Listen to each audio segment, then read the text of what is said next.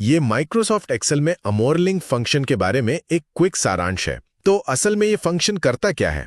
अगर आपको किसी भी अकाउंटिंग पीरियड के लिए अपनी संपत्ति यानी एसेट का डेप्रिसिएशन निकालना है, तो ये फंक्शन आपके बहुत काम आता है। और आपको बता दूं कि इसे खास तौर पर फ्रेंच अकाउंटिंग सिस्टम की ज़रूरतों को पूरा करने के लिए ही डिज़ाइन किया गया है।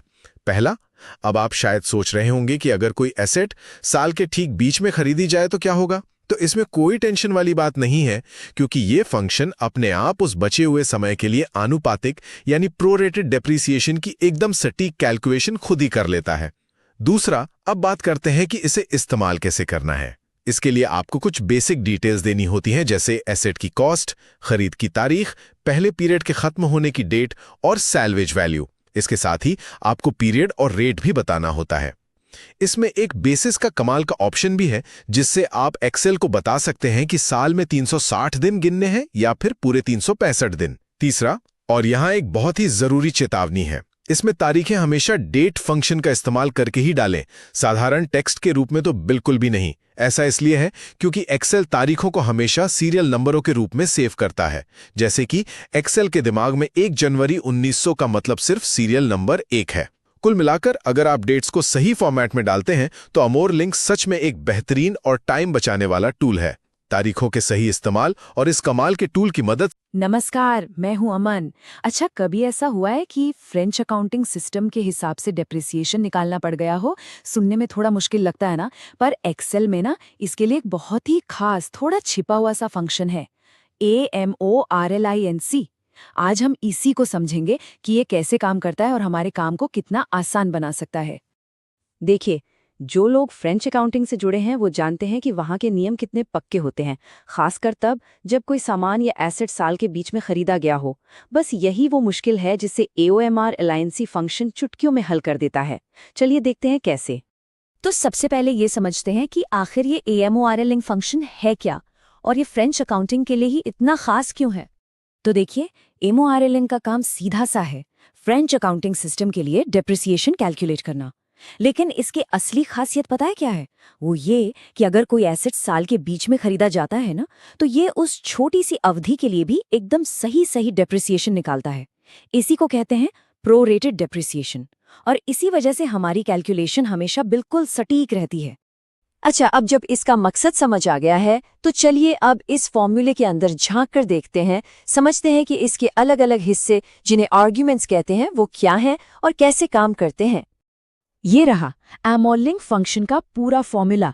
देखने में थोड़ा लंबा लग सकता है ना? इसमें हमें कई सारी जानकारी देनी होती है, जैसे कॉस्ट, खरीदने की तारीख और भी बहुत कुछ। घबराने की बात नहीं है, चलिए एक एक करके इन सबको समझते हैं। तो यहाँ हर आर्ग्यूमेंट का एक खास मतलब है। कॉस्ट हो गई एसेट की कीमत, सैल्वेज हुई उसकी कबाड़ वैल्यू, और रेट हो गया डेप्रिसिएशन का रेट। एक बात पर गौर कीजिएगा, बेसिस को छोड़कर बाकी सारी जानकारी देनी ही पड़ती है, वरना ये फॉर्मूला काम नहीं करेगा। अब बात करते हैं इस ऑप्शनल बेसिस आर्ग्यूमेंट की। ये हमें चुनने का मौका देता है कि साल में कितने दिन माने जाएं, 360, 365 या फिर जितने असल में हैं। अगर कभी कंफ्यूजन हो कि क्या चुने, तो सबसे सेफ तरीका है इसे खाली छोड़ देना। ऐसा करने पर एक्सेल अपने आप स्टैंडर्ड 360 दिन वाला साल ले लेगा। चलिए, थियरी तो बहुत हो गई, अब इन सारे नियमों को एक्शन में देखते हैं। एक असली उदाहरण से समझते हैं कि ये फंक्शन सच में कैसे काम करता है। तो मान लेते हैं हमारे पास 2400 की एक एसेट है जिसे 19 अगस्त 2008 को खरीदा गया था। अब यहाँ एक मजेदार बात है, एक्सेल तारीखों को 19 अगस्त 2008 की तरह नहीं, बल्कि एक खास नंबर के तौर पर याद रखता है, जैसे इस केस में 39679। इससे ना कैलकुलेशन बहुत आसान हो जाती है। अब इसे एक्सेल में डालते हैं। सबसे पहले सारा डेटा अलग अलग सेल्स में रख लीजिए, फिर बस फॉर्मूला टाइप करना है और सही सेल्स को सिलेक्ट कर लेना है। एंटर दबाते ही सारा मुश्किल काम एक्सेल खुद ब खुद कर देगा। और ये रहा रिजल्ट, 360। इसका सीधा मतलब है कि हमारी एसेट की वैल्यू पहले अकाउंटिंग पीरियड में 360 यूनिट्स कम हो गई। देखा, एक फॉर्मूला और कुछ ही सेकंड्स में एकदम सटीक जवाब हमारे सामने है। चलिए अब इस फंक्शन की सबसे जरूरी बातों को एक बार फटाफट से दोहरा लेते हैं, ताकि ये हमेशा याद रहें। तो याद रखने वाली 4 खास बातें हैं। पहली, ये फंक्शन खास तौर पर फ्रेंच अकाउंटिंग के लिए है। दूसरी, ये साल के बीच में हुई खरीद को भी बिल्कुल सही तरीके से हैंडल करता है। तीसरी, बेसिस को छोड़कर सारे आर्ग्यूमेंट्स जरूरी हैं। और आखिर में, गलतियों से बचने के लिए तारीखें हमेशा डेट फंक्शन का इस्तेमाल करके ही डालें। बस इतना ही। तो अब सवाल ये उठता है कि इस पावरफुल फंक्शन को अपने काम में कहाँ और कैसे इस्तेमाल किया जा सकता है।